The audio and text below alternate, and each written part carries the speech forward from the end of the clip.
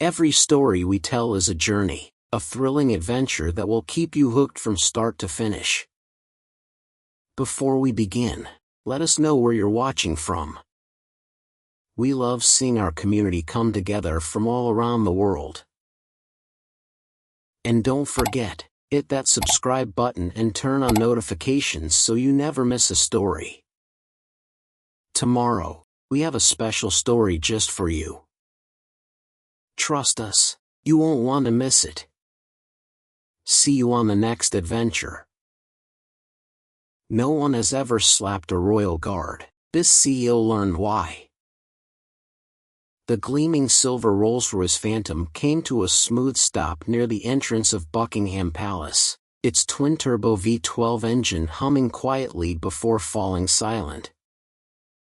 Jonathan Reeves, a 50-year-old billionaire tech mogul, didn't wait for his chauffeur to open the door. He pushed it open himself, stepping onto the pavement with the confidence of a man who had never been told no in his life.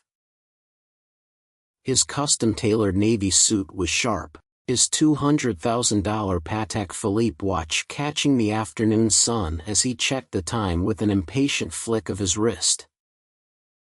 At 5 feet 11 inches, with silver-streaked hair and a chiseled jawline, Jonathan exuded the aura of power and privilege, the kind of man who expected the world to move at his command. Behind him, his executive assistant, Rachel, adjusted her tablet, keeping pace with his long strides. She was used to his impatience, used to the way he dismissed people like they were background noise. His chauffeur, Mark, remained by the car, watching uneasily.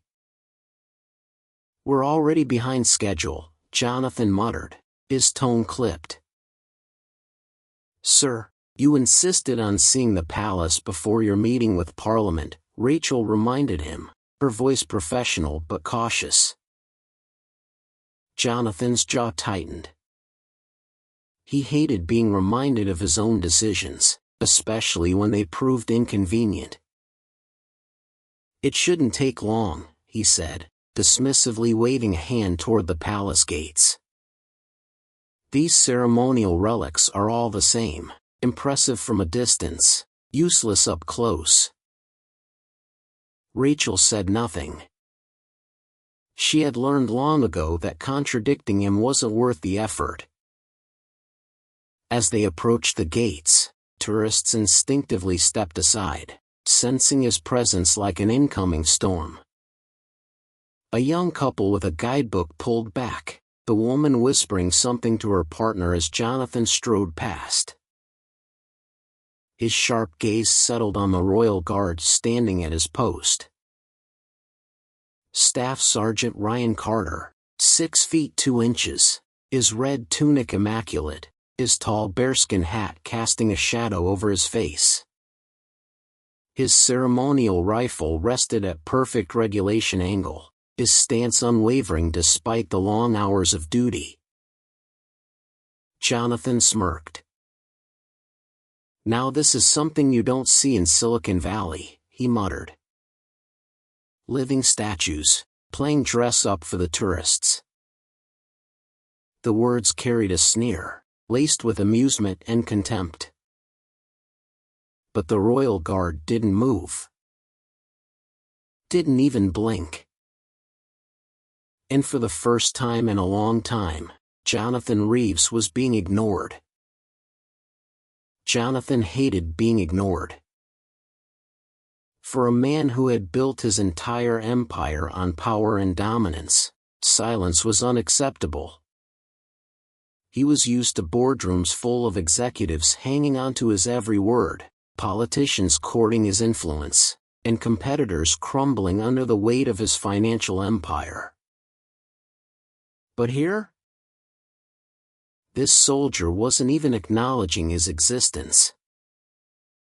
Jonathan narrowed his eyes, stepping closer to Staff Sergeant Ryan Carter, the Royal Guard standing unshaken in his ceremonial red uniform. The tall, imposing figure of a 6 feet 2 inches battle-hardened soldier loomed over him, yet his presence remained as still as the ancient stone walls of Buckingham Palace. Jonathan's smirk returned. He wanted to break that stillness. "Impressive dedication to standing still," he said, his voice carrying an edge of mockery. "I employ people who design robots with better adaptability." The crowd nearby grew quieter, sensing the confrontation. A retired Marine veteran standing a few feet away folded his arms, watching closely. A young mother clutched her child's hand, instinctively moving back. Ryan didn't move. Didn't react. Years of discipline, battlefield experience, and unwavering commitment held him firm. Jonathan took another step forward, invading the guard's personal space. He knew how to command attention, how to push people until they gave him what he wanted. "You know who I am, right?" he continued, his voice dripping with entitlement. "Jonathan Reeves, founder of Reeves Global Technologies. My company's valuation is higher than the GDP of half the countries in Europe." Still, nothing. Jonathan clenched his jaw, his irritation building. No one ignored him. In the real world, my world, results matter. Innovation matters. Meanwhile, you're out here perfecting the art of standing still, he said with a dry chuckle. Still, Ryan didn't flinch. Jonathan exhaled sharply, shaking his head. He turned to Rachel, who was already typing notes on her tablet, pretending not to watch. "See this, Rachel? This is exactly why outdated institutions crumble. They refuse to adapt, refuse to evolve." He turned back to Ryan, his smirk tightening. "Let's see just how unshakable you really are." And with that, Jonathan stepped even closer, his presence looming just inches away. The tension in the air thickened. The tourists held their breath.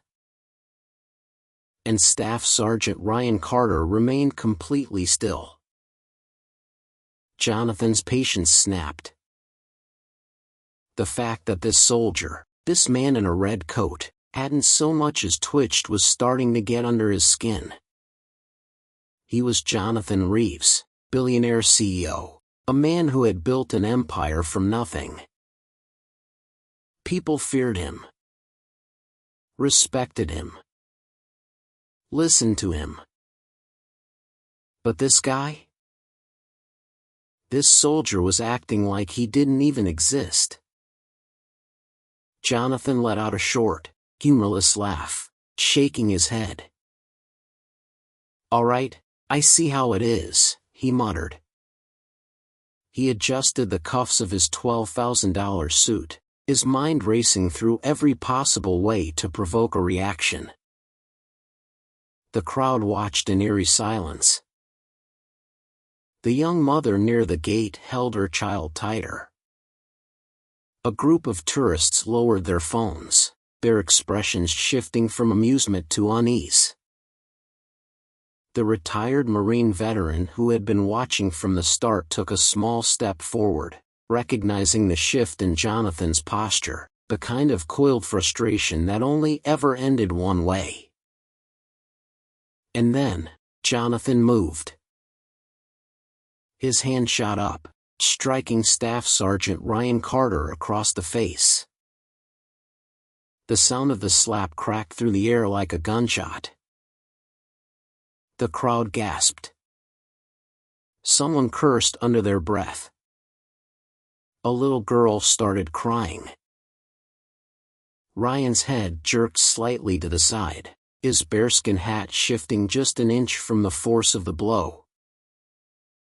The red imprint of Jonathan's hand began to spread across the guard's cheek. For a split second, everything was still. The tourists. The security officers at a distance. The veterans standing nearby. Even Jonathan himself. Then, Ryan moved. Slowly, deliberately, with the kind of measured precision that only comes from military discipline, Staff Sergeant Ryan Carter turned his head. His blue eyes locked onto Jonathan's. The look in them wasn't anger. It wasn't shock or pain. It was authority. A level, controlled stare that carried the weight of wars fought, battles won, in a lifetime of discipline that no amount of money could ever buy. When he spoke, his voice was calm. Unshaken. Unbreakable. Sir, you have just assaulted a member of His Majesty's Armed Forces while on active duty. And just like that, the balance of power shifted. Jonathan's smug expression faltered. For the first time since stepping out of his Rolls-Royce, he wasn't in control. The weight of Staff Sergeant Ryan Carter's words hung in the air, thick and immovable, just like the man himself. The crowd held its breath. The retired Marine veteran near the gates straightened his posture, a small nod of approval flickering across his face. He had seen this before, not in boardrooms or corporate takeovers, but on the battlefield, where real authority was earned, not bought. Jonathan's confidence wavered, just for a second. Then, his usual arrogance surged back. "Do you have any idea who you're talking to?" he sneered, shaking off the momentary fear. "I could buy and sell this entire operation before breakfast. I have meetings with Parliament in an hour. I fund the very government that pays your salary." Ryan didn't blink. "Sir, you are in violation of British law," he said, his voice steady, controlled. "You have just committed an offense under Section 128 of the Official Secrets Act, assaulting an active duty member of the armed forces while on duty."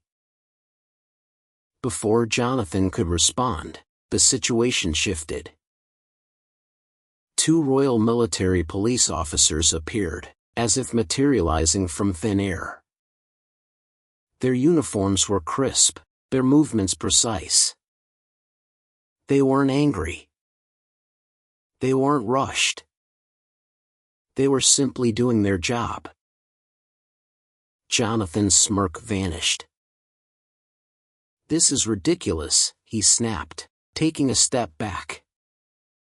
His eyes darted around, looking for someone, anyone, to back him up. Rachel, his assistant, stood frozen, her tablet clutched tightly against her chest. Mark, his chauffeur, had already taken a step away from the unfolding scene, unwilling to be part of it. The lead officer spoke, his voice calm but absolute. "Sir, you are being detained pending further investigation." Jonathan laughed, too loud, too forced. "You can't be serious," he scoffed, but the shake in his voice betrayed him. He turned to Rachel. "Tell them who I am. Tell them what kind of mistake they're making." Rachel said nothing. The officers didn't hesitate. Jonathan Reeves, Billionaire CEO, was placed in handcuffs. And for the first time in his life, his money and power meant absolutely nothing. Jonathan struggled against the firm grip of the Royal Military Police, his polished image unraveling with every passing second. "You can't do this to me," he barked, his voice edged with panic that he couldn't quite hide. "I know people. I have connections. You think some low-level officer can hold me? I'll have your entire chain of command on the phone in 5 minutes." The officers didn't respond. They didn't need to. Their movements were precise, methodical, unshaken, just like the man Jonathan had struck moments earlier. The crowd, once watching with idle curiosity, was now completely silent. The retired Marine veteran had moved closer, his stance firm, arms crossed over his chest. He wasn't gloating, he was studying the scene, recognizing the balance of power shifting before him. Jonathan's assistant, Rachel, stood frozen. Her face was pale, her hands gripping her tablet so tightly her knuckles turned white. For years, she had followed him through meetings, press events, negotiations where Jonathan always won. But this time, he was losing. Mark, his chauffeur, had stepped back near the car, his expression unreadable. And then, as Jonathan was led away, the moment solidified. Staff Sergeant Ryan Carter turned back toward his post. His face was still marked from the slap, but his posture was unwavering. His 6 feet 2 inches frame was as strong as ever, his stance returning to perfect regulation. It was as if nothing had happened. But everyone watching knew better. The tourists who had once treated the guards like photo props now saw them in a new light. The family who had pulled their children away earlier now stood still, whispering quietly, pointing, not in amusement, but in respect.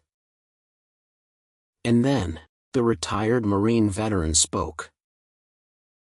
"That man," he said, nodding toward Ryan, "is worth more than every dime that CEO ever made." A murmur of agreement rippled through the crowd. As Jonathan disappeared into the waiting police vehicle, a realization hung in the air, one that no amount of money could erase. True authority isn't bought. It's earned.